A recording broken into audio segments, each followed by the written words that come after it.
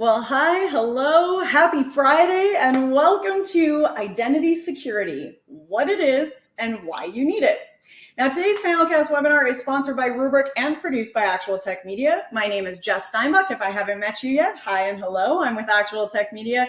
I am so happy to be your moderator for this PanelCast today because this one kind of feels like a family reunion or a coffee and a chat with some of my favorite friends and experts. Now, I'm going to introduce them in just a moment, and we are going to dig in and explore all the interesting tips, the tricks, the trends when it comes to identity security. But we are going to get through a few of the important housekeeping things, and then we can get this show on the road. So let's start out by looking at your audience console together. So we're going to take a little bit of a guided tour through it. The first thing I want to draw your attention to is the questions tab, and then the second thing is the handouts tab. So join me in the questions tab. First, this is an absolutely fantastic opportunity to ask questions directly of our two awesome experts today.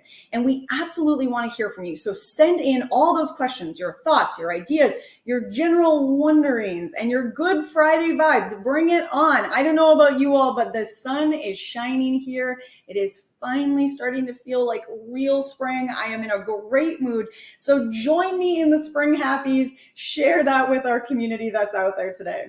Now, you can also use that questions tab to get in touch with the Actual Tech Media team. So if you do have any tech issues that come up today, knock on wood, of course, a quick reminder that a browser refresh is usually going to do the trick. But if that's not working for you, don't worry. Just shoot us a message in that questions tab, and our team will be there to help you out. All right, so I mentioned that we were going to stop two places in your audience console. The first was that questions tab. The second one, if you remember, was that handouts tab. So let's take a look at that now. If you click into the handouts tab, you're going to find some great resources to go along with our webinar today. You can check out some upcoming webinars. Do take a look at that calendar. Lots of great things coming up. Read through the Gorilla Guide book club, and absolutely be sure to click on the Rubrik link and spend some time exploring there. All right, now it is not just awesome content that we are giving away today. We also have a $250 Amazon gift card as well as a prize drawing at the end of our webinar. So stay tuned for that. Now, of course, you must be in live attendance here at the PanelCast in order to qualify. But where else would you want to be on this lovely Friday morning other than hanging out with all of us here? All of our winners must also meet the Actual Tech Media prize terms and conditions. If you're not sure what those are, no problem. We've got the full T's and C's linked for you. Again, in that handouts tab, just click in, scroll down, and you'll find them waiting for you there. All right, that was it. That was all the housekeeping stuff. We did it. Fast and easy. Let's get into our session here. Oh, look at that. You can already see why I'm in such a good mood today, because this morning, our two experts really need no introduction. We are chatting with the dynamic duo of Actual Tech Media, and that is, of course, David Davis, Actual Tech Media partner, V-expert, and Pluralsight teacher, as well as outdoor enthusiast, boats, shooting, 4x4, and you name it, he does it. Along with webinar moderator here at Actual Tech Media, sea kayaker, recent winner and completer of the Lord of the Rings Run Challenge, and all-around awesome human, and that is, of course, Scott Becker. Let's get these guys out here with me. Hi, Scott. Hi, David. Thanks for joining us on the PanelCast. Glad to be here. Wow, what an introduction, Jess. That was amazing. Thank you so much. It's fun to be back. I rarely get to spend so much time with our expert speakers, and so I've gotten to hear about all your various adventures, so I have to take the opportunity to brag about you both. Appreciate it. All right, well, before we dig into our PanelCast discussion, I do want to let the audience know out there that the way we actually get these questions is we start with all of you. So when you all registered, we asked you if you had any questions for our experts. We collected those questions. We pull out some of the key themes. We consolidate some of the questions. And that's what we're asking our panelists today. So every question that we're going through started with you. And that means we are going to hopefully get to some of the information and the heart of what you're wondering about. But if there's additional questions that you want to dig into, please do throw those in that questions tab, and we'll try to add in as many as we can along the way. And if we don't get through to them, we will follow up with you, and the Rubrik team will be following up with you as well, making sure that you get some answers back. All right, let's get started. David, Scott, today we are talking about identity security, and this has obviously been a hot topic lately. I heard someone describe it in a way that really stuck in my head, that, it was kind of like not thinking or not planning for identity security is like buying a fancy new house, investing a ton in all the best locks and attack dogs and alarm systems, and then giving keys to everyone on your block. And some of those people will guard the keys with their lives, and others will lose the keys immediately in the couch cushions, and then they're gone. So this is not a secret. Attackers know this. They've identified this particular target, and that's what we want to talk about. So let's get started with that. How are identity security attacks changing these days? And Scott, I'm going to ask you to kick us off and then give us an idea. Okay, yeah, I love this question. And by the way, I love that analogy that you just. I've never heard that before, and it's such a great analogy for what happens with identity security and the challenge that IT departments have now. But I love this question too, because when you think about the attack surface, it's both much smaller and much bigger. So for one thing, attacking systems is becoming harder and harder for the bad guys. Everybody puts their infrastructure in the hyperscaler clouds. We've all seen that, that shared responsibility model. You see that slide all the time from Microsoft, and, AWS and Google have the same thing, where they're taking care of security from firmware patches to the OS patches to the application patches, all that stuff for the most part. So suddenly the main thing that harried IT departments have to worry about is their users' credentials. And they don't have to run around patching as many machines as they used to. So that's the smaller side. That's where the attack surface has gotten smaller. And that's a complicated story, of course, because, with hybrid, everybody still has some servers they have to patch, but it's just like there aren't as many. And so there aren't as many holes there. But on the attack surface is getting bigger side of this answer, those credentials are also harder to defend than they've ever been. And that's because we're no longer using, say, 5 or 6 corporate controlled in-house applications or custom installations of huge third-party apps like, say, SAP. Suddenly we're logging into dozens of apps, for work and dozens more from home. So every user is managing, 100 or more passwords, which makes it almost impossible without the use of a password manager to maintain secure passwords. And those passwords, they get compromised, then they're leaking all over the dark web. And with password reuse, people's compromised home credentials are a security risk for every enterprise. So that's why I see this as both a smaller problem, the attack surface is smaller, and then it's also bigger at the same time. Yeah, absolutely. Great point, Scott. This huge attack surface, everybody's working from home. There's multiple SaaS applications. Our data is just kind of distributed everywhere in the cloud and all these SaaS applications and on mobile devices. And so I see it being so much harder to defend, than ever before. No longer can we just tell the end users, hey, keep your password safe, have a complex password. Like you said, there's hundreds of passwords. I think I'm reaching 1,000 passwords in my password manager. So it's just kind of crazy. And then we have these automated tools out there that these attackers can use. So, they can really increase, or they can really scale up their attacks very rapidly in an automated way. And I know we're going to talk next about AI, but I think AI is a big threat to these ongoing attacks, that are ever increasing. That's going to make these attacks easier than ever before. So kind of great points all around. And again, I love the analogy about giving everybody a key to the kingdom. That's got to be the scariest thought, I think, for an IT manager out there, is just who has access and what do they have access to, and what if those credentials are somehow breached or stolen. Oh man, yeah, and half the time people don't even know how many people actually have the keys and how many keys have been made and how many people have replicated their keys and given them to other people. Yeah, it would be terrifying. And you teased at this, David, but we are going to talk about AI next, because this is, of course, top of mind for a lot of folks in general. Scott and I were just having a conversation about artists and music and speakers and all these, incredible things that are on the table when we talk about AI. Let's talk about it when it comes to identity security. So how is AI or ChatGPT changing the types of identity security threats that organizations are facing right now? And Scott, if you want to kick us off. Sure. Yeah, I have a lot of thoughts. So I don't know if this is a change, but it's going to make phishing emails way better. I think this is one of the biggest, most obvious concerns about the availability of like ChatGPT style and other natural language processing tools that are driven by AI. So you can use ChatGPT to quickly generate, far more realistic looking emails for very effective phishing campaigns. And one of the easiest red flags for even untrained end users looking at phishing emails is when the text just looks wrong. If it's an email that's allegedly from the CEO, who's someone you've always seen be very careful and thoughtful in their communication, and they're dashing off a message full of typos and weird phrasing, employees sense that they shouldn't follow a link or act on the instructions in that message. And even if they don't notice, say, the spoofed email address or a dodgy URL or other clues, they'll still sort of have that sense, I really shouldn't click on this. This doesn't look right. But with ChatGPT, that may not be the cue that it's always been. It's going to take a much more subtle read to suss out any false notes in the messages. And you think about how much ransomware, phishing, and other identity-based attacks like that originate from outside the U.S., but target U.S.-based users. The fact that English was a second language for those attackers was a large part of the defense against these attacks in the highly targeted English-speaking world. And that defense is sadly going away.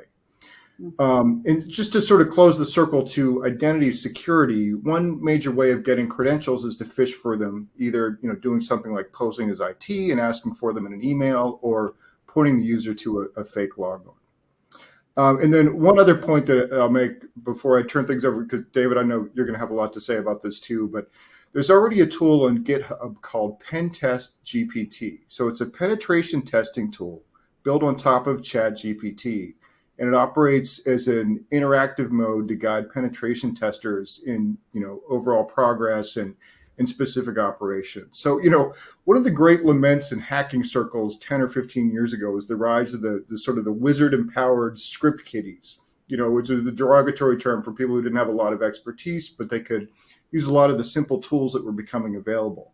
Now that phenomenon can go on steroids. You launch a tool like Pentest GPT and have it prompt you for the next thing to try, and then it does it. You don't even have to have your fingers on the keyboard. You might be able to do it with voice commands.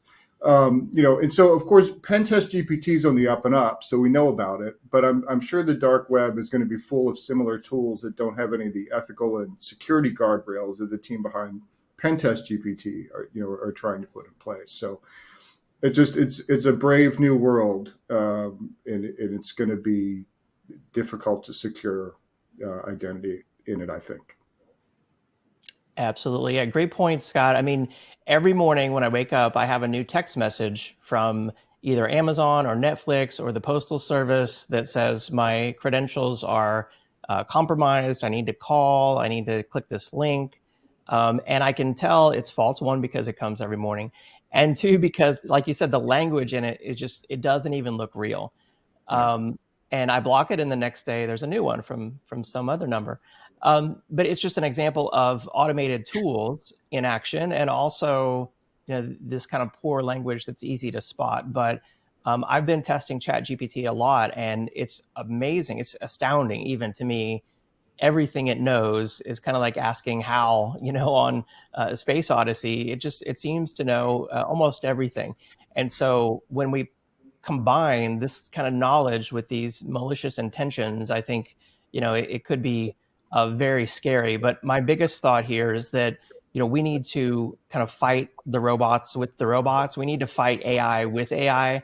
So we need to use AI in our phishing, detection tools, in our education. We need to use AI, any way we can to even train our employees on how to spot these sort of malicious phishing attempts. And I mean, they've taken videos of people that they've posted out on the internet and taken little bits and pieces of their voices and used them to make phone calls where they sound completely real. And so, I mean, it's almost like, how do you defend against that?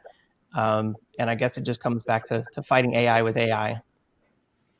Yeah, I like that. It's a little bit of the virus is also the cure, kind of approach. And I remember when I was a kid, and I was talking to somebody about the police scanners. And this was back in the like 90s and 2000s when they had the like scanner boxes on your car that would like let you know if there was a police somewhere, officer somewhere in that realm. And I was talking to a police officer at this point, and they were saying that this is kind of what they do is, like the criminals come up with something and then the cops have to evolve around it. And then the criminals come up and the cops, come. And now here we are in this digital sense. And so, as we're looking at a mass, with the implementation of AI involved in these things, they can send hundreds of thousands of really well-crafted text messages to you every morning, David, instead of just the one. Hopefully it's not that many. But then ideally, you're also then looking at an AI blocker system that can read and identify and prevent that. And so, it's this constant evolution of movement from each side. And hopefully we can stay one step ahead. And that's really interesting too, because I mean, there's going to be a recursive aspect to it where, things start to progress so quickly between the AI and sort of the counter AI that we'll no longer know what any of the systems are doing. Nobody will sort of be in control. And you've seen that debate a lot in the AI community about, maybe having government regulation where somebody has to understand what's happening inside the AI, because a lot of it is designed with the idea that it's a black box. The AI is figuring out the best way forward. And that makes a lot of sense in certain aspects. But when you think about, in a spy versus spy situation like this, you kind of have to let it just run, because it's going to be so much faster than what people can do, and just, hope that it all works out. And also those attackers, they're not going to go by the government regulations. They're going to use whatever AI they can get their hands on. Yep. So, do you want the defenses to be regulated where the attacks aren't, Wait, they're not going to wait for us to give them permission to move forward? Wouldn't it be nice? All right. Well, speaking of moving forward, let's get to our next question here. What are some of the most common misconceptions around identity security? I love this. David, why don't you kick us off? I think this question kind of comes back to the same false sense of security that we tend to get in a lot of different areas. It could be driving your car or leaving your house unlocked, or whatever it might be. You tend to think things like, well, nobody would attack me, nobody would attack my company, we're just a small business, we're not that important, nobody's ever attacked us before, my passwords are pretty safe, they're safe enough.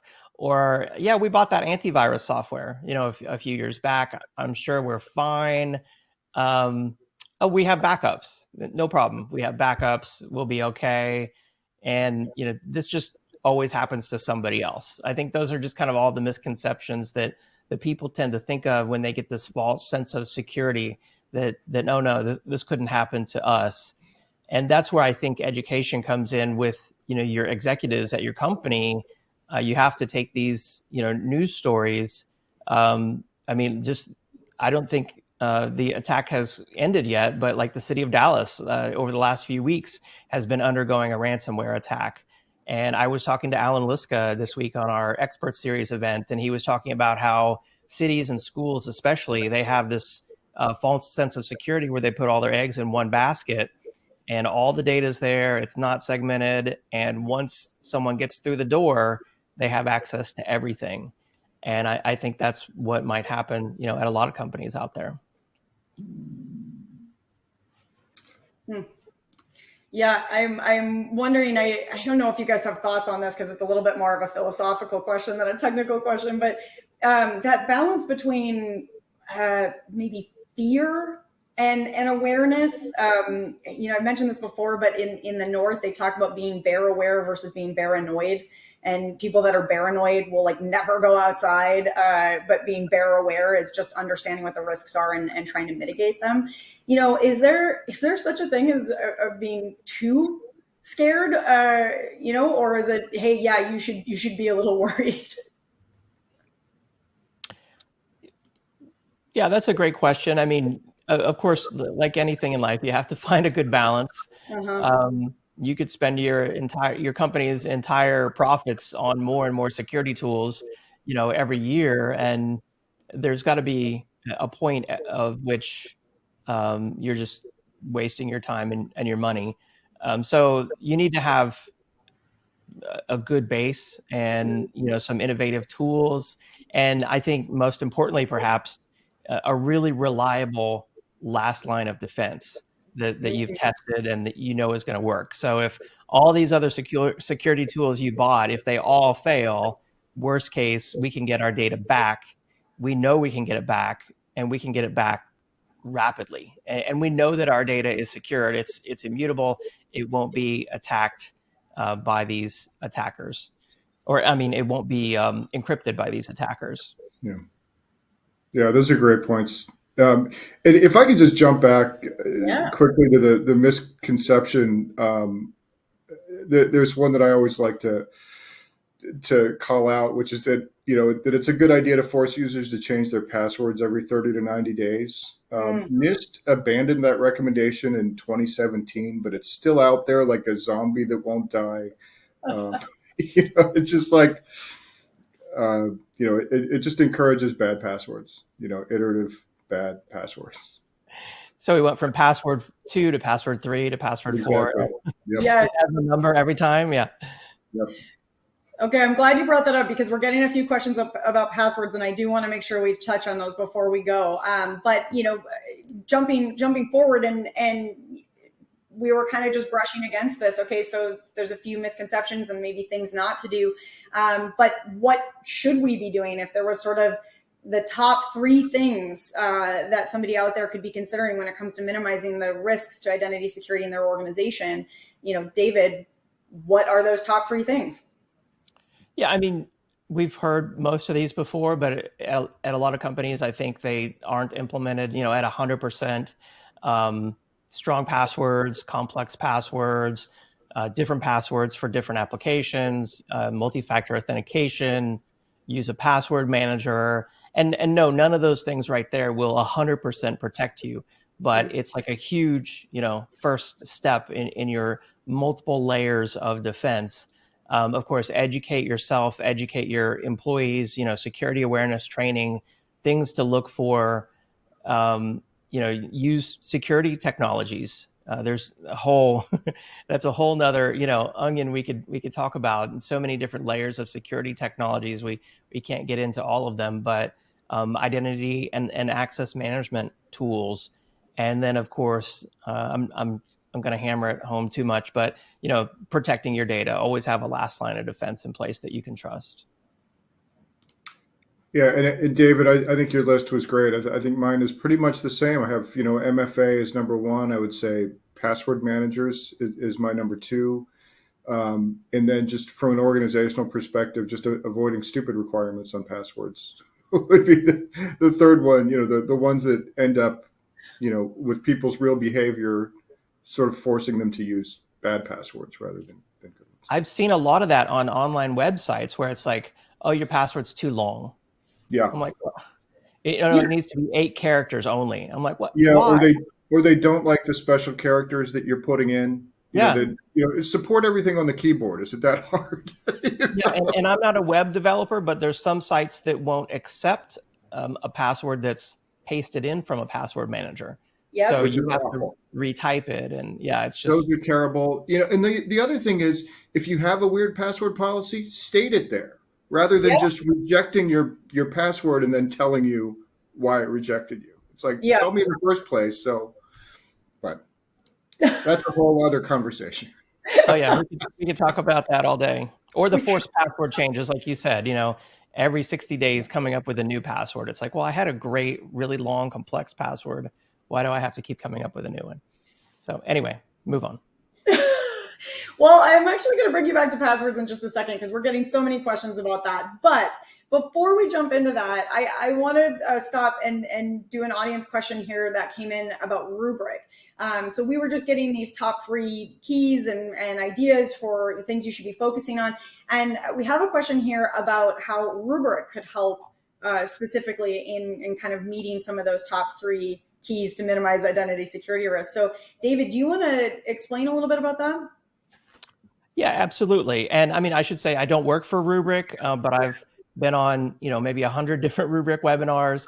I always learn a lot. They're experts. Their team are, just amazingly smart and savvy when it comes to data protection.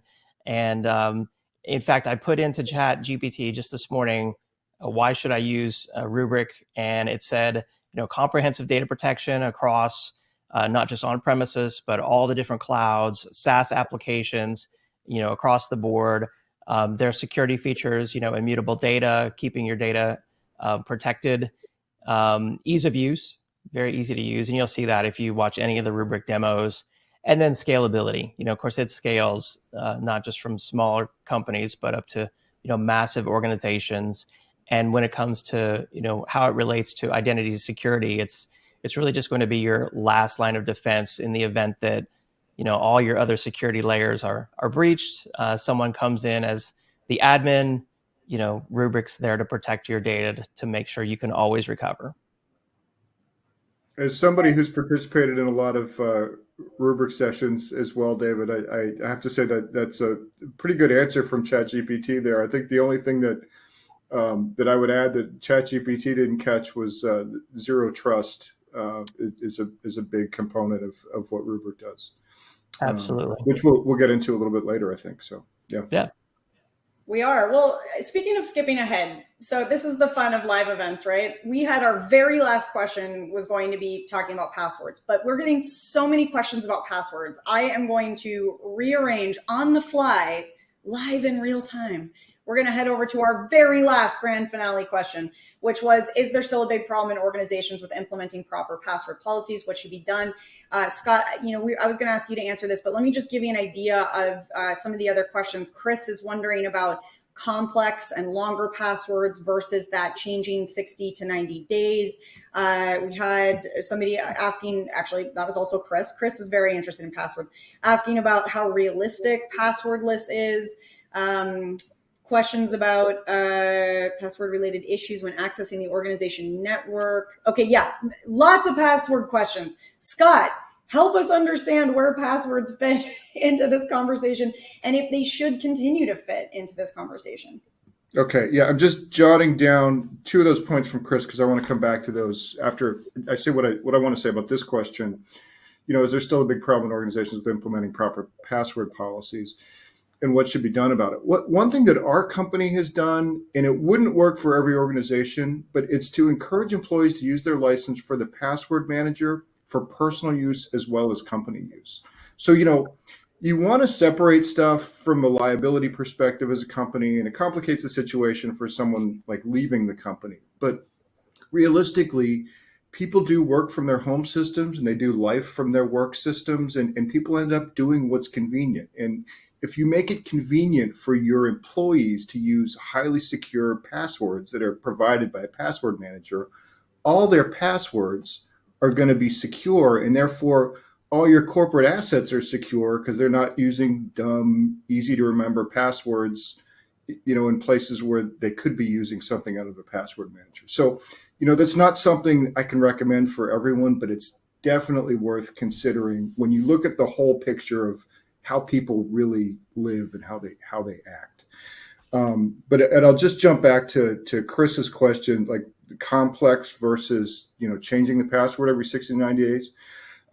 I'm in the camp of always go as complex as possible, and then get a great password and don't ever change it unless, from, have I been pawned or whatever, that password's been, compromised, then you have to change it. But otherwise, I would argue for almost never changing passwords. Just come up with something really, really rock solid.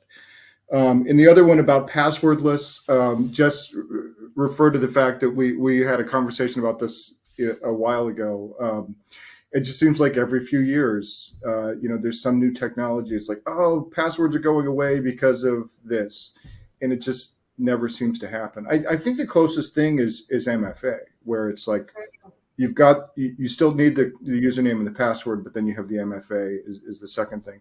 Well, actually add steps, it doesn't take away, but suddenly you're in a much more secure situation. Okay. Yeah. Oh, sorry. Go ahead, David. Great point, Scott. Yeah, and I love that idea of using one password for both work and personal. I think that is just so smart because, like you said, if you're using complex passwords to protect your personal computer, you're probably doing work on it anyway. That's, like you said, that's just the reality of life. And when it comes to passwordless, I don't know why this popped into my head. I've got a new Android tablet, and I've never had an Android before, but I don't know if you know whatever it's called, where you take your finger and you make a pattern to log in. Yeah. To me, I was like, hey, is that passwordless right there? I make a motion with my finger, and that's how I log in. Kind of like passwordless, but maybe not. Anyway, great points. I like that a lot. Thank you for coming along with me off book. And speaking of off book, I'm actually going to continue kind of jumping around here a little bit because one of the questions that came in, I think, relates to another question that we had in here. So Nelson was wondering about, hey, should companies be investing in password manager tools, apps, in addition to MFA, password policies, and training? And so let's talk about training. Where would you place employee training in the list of precautions that organizations should be taking, and why would you rank it there? Yeah, I think employee training is super critical. We hear, there's a lot of great companies out there that do security awareness training. I don't want to endorse just one, but I'll just talk about the one that I've had experience with here personally, which is KnowBe4. And to be periodically tested as well as educated, I think is important with your employees, no matter which solution you choose. So you don't want to just have them watch a really old, boring security video, and you don't want to just put up a poster, in the break room, like, change your password, don't forget, don't click on emails. You need to periodically test them and also make some great training. In fact, it was in the news today that Microsoft's internal security awareness training has gone viral to the point that employees are having watch parties for their security awareness training. They're also like making T-shirts and coffee cups because it's just such a cool series of videos. You can check it out in the news if you want. But yeah, that was one of the stories in the headlines today. And I thought it was a great example of just how security awareness training can be really fun. It can be educational. It can be interesting. And then layer on this kind of periodic testing to make sure that employees are always on their toes is really important. David, thanks for that recommendation. I just jotted that down. I'm going to go look for Microsoft watch parties for these videos. I agree that training is the priority is very high on that. And I think, we were talking about chat-driven AI. I think IT has a very small window of time to get ahead of a flood of just eloquent phishing emails. And employees have to have a much better understanding of all the other ways to identify suspicious messages, because we've just had that huge defense that no one has even really sort of known was there or thought about, because it was just part of the atmosphere is that, a lot of these were English as a second language. And so now we've got to become a lot more sophisticated at identifying the address spoofing, URL spoofing, URL shorteners, and just that general need for a heightened state of awareness. So extremely high priority on training for me. Yeah, and what I love about that video, and having it be a bit of a party and the T-shirts and the mugs, is clearly what they've hit on with that is the storytelling and the why of it. And I think that so often gets forgotten. When we talk about training, what we focus on is the what. Everyone needs to know how to use a password manager, and they need to know how to reset or meet the security requirements of that password, and that's it. And then job well done, training over. But, we take it for granted that those of us who are sitting in this room today, virtually together, are probably all pretty aware of the risks and the reasons behind this. But just saying to somebody out there, your password might get stolen. For me, that isn't incentive enough to pay attention to these things. And there's almost like an emotional blocker that happens because you're pre-annoyed with passwords because of all the other passwords we have to fill out in our life. You have to have an app for everything in the world, and they all have different passwords. And we're just annoyed and fatigued by all of that. And so you kind of build up that emotional blocker of, all right, fine, and move on. And if you want to get through, if you want to, connect somebody to this idea, it almost has to be a deeper and emotional or a philosophical connection to that why you should care and why you should update those policies. And that is an important part of training that I think we jump over in our rush to the what. All right, we're going to move things along here, and we're getting some great comments in, which, oh, hey, perfect. This brings us, speaking of fatigue, let's talk about MFA. Is multi-factor authentication enough to protect you from identity security attackers? Now, I think we've touched on an answer to this briefly, but let's dig in a little bit more. Scott, why don't you kick us off? Yeah, sure. You talked about an annoyance, and it's funny because I'm sitting here saying MFA is so important, but then internally we had to set it up for our email, and the deadline was Monday, on the 14th, and after the weekend, and I finally set it up today. but I mean, part of it was I didn't just want to do it on my phone. I wanted to do it on an authenticator app, and I didn't quite know how to do it. So it was like, I don't want to do this until I'm ready to really do it. And then I ended up just doing it on my phone because whatever. But, so is MFA enough to protect us from identity security attackers? I don't want to say no, because I think MFA gets a lot of hate and shade when it's a fantastic defensive step. And there's a reason I put MFA in the #1 spot on my list earlier. I really think it's the best thing that you can do. So don't be like me and let perfect be the enemy of the good when it comes to identity security. Your defense can always be more robust, but enabling MFA is definitely among the first steps. Yeah, and I think kind of that question is a little one-sided, because I was always taught that security, you don't want it to be like an egg where you have the hard outer shell and the soft gooey center, and once someone breaches it, the whole thing falls apart. You want it to be like a jawbreaker, or you want it to be like an onion with multiple layers. And so multi-factor authentication is just yet one more of those layers, one more of those lines of defenses, multiple lines of defenses that you have, in your castle. You think of a castle with the keep in the middle with your data. You've got multiple lines of defenses. You don't just put up a picket fence around your chest of gold and hope that you're secure. So yeah, multi-factor authentication is not 100%, but nothing is 100%. I like that. Yeah, picket fence and then a dragon behind it or something. Yeah. All right. Well, let's talk about our next step here. So, how does identity security differ from identity and access management, or IAM, technologies? Identity security is kind of at a higher level. So identity is protecting your identity, and it can include a whole lot of different things. It can include your personal information. It's just protecting who you are.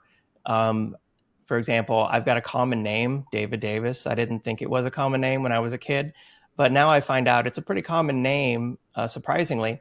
And there's a whole lot of David Davises in the world, and there's a whole lot of people trying to, impersonate David Davis and steal my identity. So that's identity security, is just protecting who you are.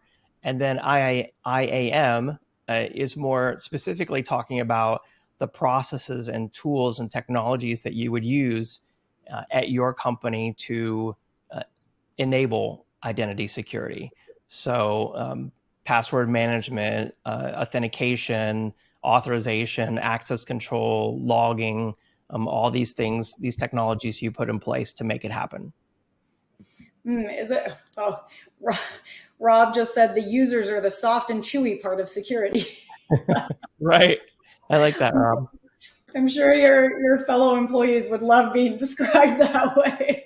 So I want to ask another question about IAM and whether or not it's complementary or conflicting technologies. But I guess I'm wondering, David, so is IAM more of like a policy layer and an approach and a governance layer and then identity security is a more tangible aspect and action taking, or how would you put those together?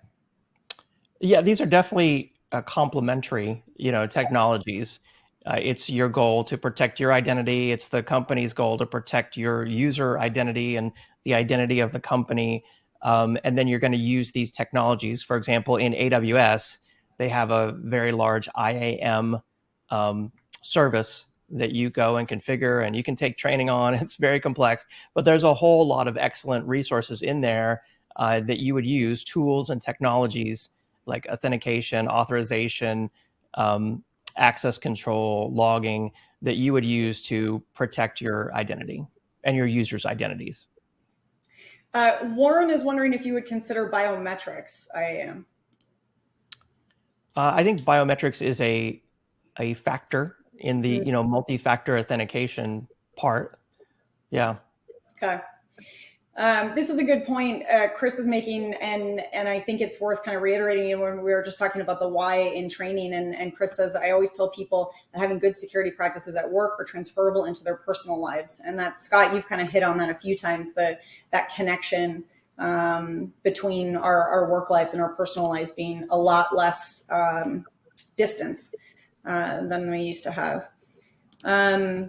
Okay, so let's bring it home to ransomware, because this is top of mind all the time and never far from our conversation. So, Scott, if you can kick us off here, how important is proper identity security for preventing ransomware attacks in particular? Yeah, it's really important. I mean, there's no one thing that's going to stop ransomware.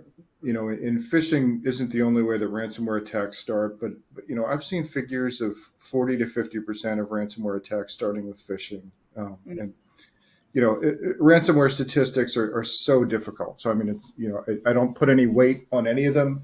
Not that the people collecting them aren't good statisticians, but it's difficult because no one can afford to tell the truth about what's happening in their environment with ransomware. Or a lot of people suspect that they shouldn't tell the truth about what's going on. But anyway, that's a long way of saying phishing is critical.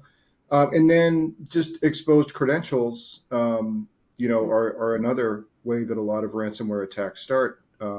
People get credentials from the dark web and initiate an attack that way. So proper identity security is critical for stopping ransomware attacks. All right, well, let's keep rolling, because I just realized we're getting close to time and we still have a few questions to get through. Man, this has been so fun. I looked up and 45 minutes in. Okay, David, since Microsoft Active Directory AD is still very important to many organizations, how important is it to account for AD when it comes to identity security? Oh, I think it's absolutely critical. And I mean, it doesn't have to be Microsoft AD. It could be LDAP, whatever directory service you're using to authenticate your users and then authorize what they're going to have access to. That's your list of, who can get into the party and who can't, kind of thing. And, LDAP, of course, today isn't just on-premises running on a Windows server. It's in Azure, Active Directory in the cloud. And there's a whole lot of different identity services, of course, but, Microsoft Active Directory is still one of the leaders in the space. But yeah, protecting it, of course, making sure it's accurate, auditing it periodically. And there's a lot of great tools out there. There's tools to look for, things like privileged escalation and other sorts of, unexpected events happening in your Active Directory infrastructure. Those are all great points, David. And one other thing I would say about Active Directory is, almost everybody's got it, but, it came out in 1999 or 2000, so it's a technology that's going on 25 years old, in a couple of years, it'll be 25. So, I mean, it's just, that was a different era. And, a lot of things have been bolted on. It can be secured, but it's really important not to overlook it. Great point. Thank you for reminding me that the late 90s was 25 years ago, Scott. Doesn't feel anytime. That's what I'm here for. Okay, so I'm glad somebody, or that we have this question in here. And again, this came in from the audience, wanting to talk a little bit about zero trust. I love zero trust. I think it's such an interesting conversation to have because it's so philosophical and there's ideology and it's more of an approach and it's just got everything in it, which is such a cool thing to dig into, but also makes it feel really complicated because it's not super cut and dry. So Scott, talk to us about how identity security fits into the zero trust paradigm and that we're obviously seeing so much more of these days. Oh yeah, no, it's central to it. The idea of zero trust is that the security control is placed near the asset to be protected rather than at some perimeter that sort of no longer applies to the way business really gets done. So, when it gets to, when it comes to getting through to the control, that's where the user has to present their credentials. So identity security is essential for zero trust to function. I want to just ask this question, and I just asked it back of Chris because I'm curious what he says. Do you guys have an opinion on that line between zero trust and no trust? If you implement zero trust in your organization, I think a lot of people think that they're saying to their employees, we don't trust you. And then there's some people out there that are saying, yeah, that is what we're saying. We don't trust you. And then there's other people that say, no, it's more about getting buy-in from everyone. Do you guys have any thoughts on that line? Yeah, it is zero trust. So no, we don't trust anyone until they're verified. So once they're verified, they have access to the things they should have access to, but that also doesn't mean they have access to everything. The principle of least privilege, make sure they only have access to the things that they are privileged and really need to do their job. Yeah, those are really good points, David. And I agree. And, I think it's not that, I don't think it's a message to your own users that you don't trust them. It's that you want to make sure that only they are getting access to the things that they're supposed to be getting access to and not everybody else in the world, since so many systems are open now, with APIs and online logins, it's just so important. Yeah, and if you can explain it in the right way, for some reason, the thought that popped into my head, I was thinking about when I was a teenager. I'm really living in the past today. And my dad's wife got a brand new Mazda Miata, and it was in the garage, and it was just terrifying. You'd be moving around in the garage, trying not to get anywhere near it because you didn't want to scratch it. I really appreciate not having a Miata in my garage. I appreciate not having something that's terrifying and breakable that I can access. So for me, it's, explaining that reduced access, as long as you've asked me what I need access to, as long as you understand what programs I need in order to do my job, yes, please do not give me keys to the Miata. Yes, please do not give me access to more things that, I don't want to have that responsibility. And then there's a buy-in on my part, then I don't feel like you're taking something away from me. I feel like you're saving me from potentially scratching this shiny red car. You're all getting insight into young Jess here.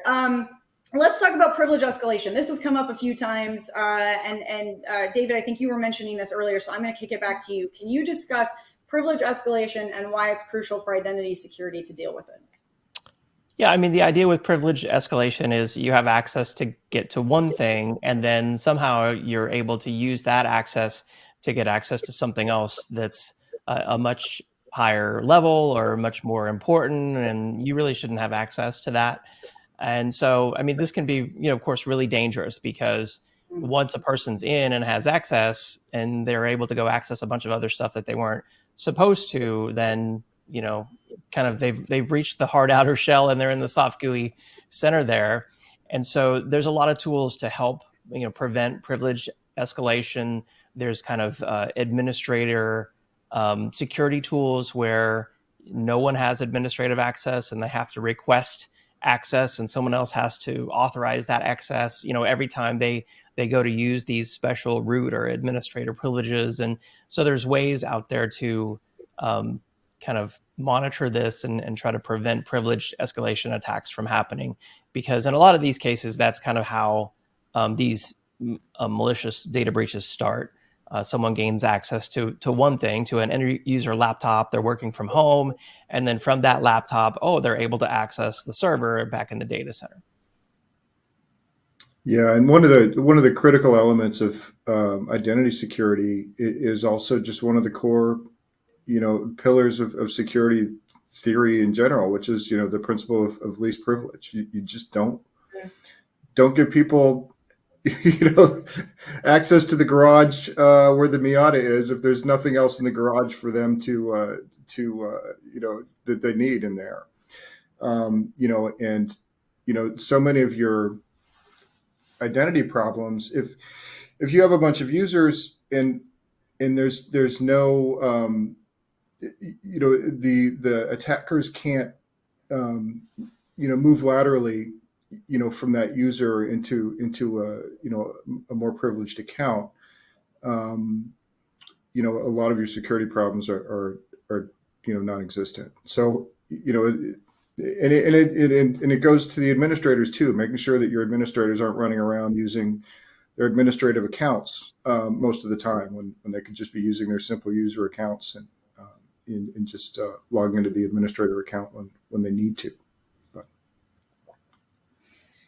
Well, guys, honestly, this has been one of the more fun chats I've had in a very long time. I love that we got to hang out, and like I said, it kind of felt like just coffee with friends this morning. And I really loved kind of digging into some of these topics with you, as well as with our audience. We got some fantastic questions. I know that we have not gotten to all our questions today. We are going to have to leave it here, but please do know that we will make sure all of your questions get sent on to the Rubrik team. So you'll get some follow-ups and responses back, and they can give you a little bit more insight into how their tools and solutions might actually help meet some of these needs that you're identifying and questions that you have. So stay tuned for that. And if you have some more questions that you haven't asked, sneak them in right now, and we'll make sure that those get to the team. David and Scott, any final thoughts for our audience out there? You first, Scott. Stay safe out there. Always good advice. I asked ChatGPT to tell me a computer security joke today, and it said, why did the hacker quit his job? Why? He didn't get a raise. Like a raise, like in programming versus a raise. Funny, huh? Oh, ChatGPT tells dad jokes. Oh, yeah. Okay, that's amazing. This is now how we're signing off every webinar from now on. We're telling corny ChatGPT jokes. Oh, I love it. Well, thank you both again so much. It's been a pleasure and a really fun start to the Friday, end to the week. I appreciate you both being here. Thanks, Jess. Thanks, everybody. Thanks, everyone. All right. Well, we are not done with the fun yet because we do still have a prize to give away, but I'm just still basking a little bit in what a nice chat that was. I hope that you all got some really great takeaways from it. Like I said, I know there's a lot of questions coming in. We are going to make sure that you get some follow-up answers to that. So let's go ahead and give away our prize. Before I do want to remind you one last time to head on over to the handouts tab. Be sure that you clicked on all the links there. Make sure that you open up that Rubrik link. Spend some time exploring some really great follow-ups to our discussion here today. The Rubrik website is just full of resources, blog posts, information, white papers, fact sheets, everything that you need to kind of dig in a little bit more on some of the things that Scott and David and I were just brushing along the surface of today. All right, prize giveaway. So if you are here and present live with us at the PanelCast this Friday, you could be a winner. And today's winner of a $250 Amazon gift card is Josh Mitchell of California. Josh Mitchell of California, congratulations to you. Now, as always, we will be in touch about claiming your prize after we wrap. All right, well, with that, on behalf of the Actual Tech Media team, I want to thank Rubrik for making this extra special PanelCast possible. A giant thank you again to both David and Scott for leading such an interesting and interactive conversation. I got to take many trips down memory lane, and now thinking about Miatas and the 90s and early police scanners. It's been a day. We've gone on a journey today, folks. I hope that you all enjoyed this panel discussion as much as I did. I hope that you feel powered up to start doing a little bit more of your own research, because, you know, sessions like this, conversations like this, they really are just the start. They're the beginning. And now you get to head out and do a little bit of research, do a little bit of digging, and start to think about how you could start applying some of these ideas and theories and technologies and tools in your organization and for your team. And that's the most exciting part, right? So whether it's another PanelCast, maybe a tech talk, an expert series session, a summit, a megacast, an ecocast, holy cow, we've got it all. I cannot wait to see you all at a webinar again soon. Until then, I hope you have an absolutely beautiful rest of your day.